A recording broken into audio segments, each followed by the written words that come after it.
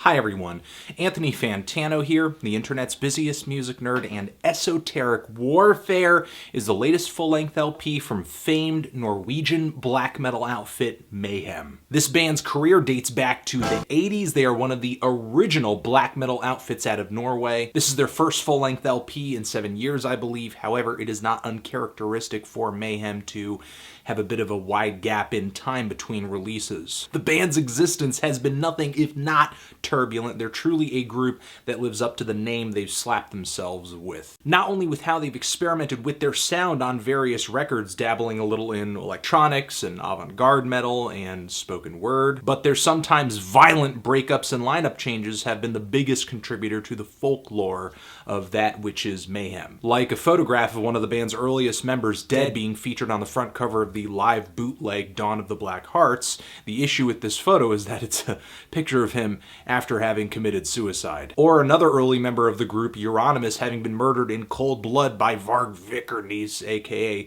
Burzum, both of whom perform on Mayhem's infamous debut album. And the most recent change to befall this LP has been the loss of longtime guitarist, producer, and songwriter Blasphemer. And even though to longtime Mayhem fans this loss may seem significant, no matter how bloody it was, a lineup change has never really stopped Mayhem from sounding hellish before, so I don't see why it would now. Just like the band who made it, this record lives up to its name, Esoteric Warfare. The album features that classic, old school, lo-fi, necro style of black metal production. Getting into this record's sonic details involves wading through a waist-deep swamp of sonic muck. And the other side of the coin is warfare. This record is looking for a battle, but it is a skilled and calculated and sinister warrior. This LP is straightforward black metal with some occasionally angular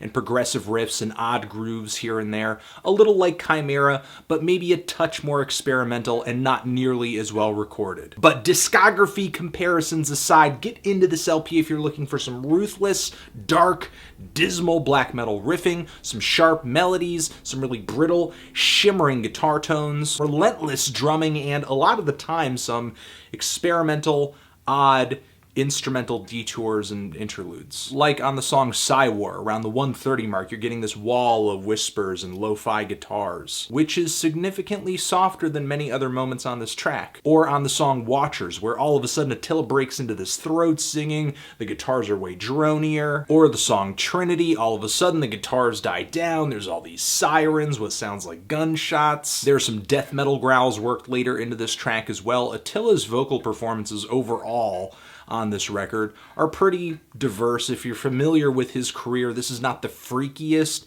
you've ever heard him, but he does bring a lot of vocal styles to the table, from the traditional black metal retch to some truly evil shouting to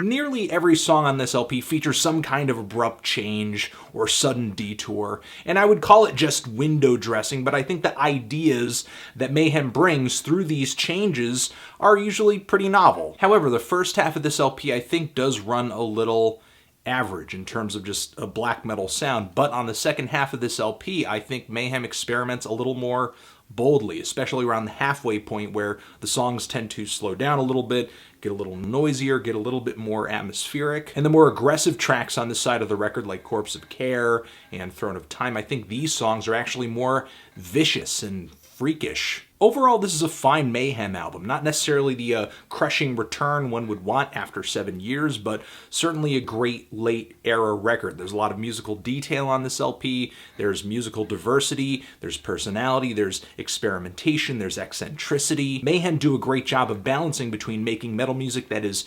animalistic and thought-provoking. I do think the production is lacking sometimes and pulls away from the potential punch of this record. Attila's vocals definitely could have used more space, especially when he goes into his lower register. They tend to sound a little suffocated. And the bass drums on this record, for as fantastically as they are played by Hellhammer, who plays at speeds that just are mind-boggling, they are so overpowering and tend to drown out the subtleties in the guitars and really just overtake the entire song, especially on the first few tracks. And the really flat, plastic tone of these bass drums don't really do these tracks any favors either. Still, I think this is a flavorful, killer, and solid black metal record. I'm feeling a decent, strong 7 on this thing. Transition, if you've given this record a listen, what did you think? Did you love it? Did you hate it? Why? What do you think I should review next? And that's it. Anthony Fantano, Mayhem, forever.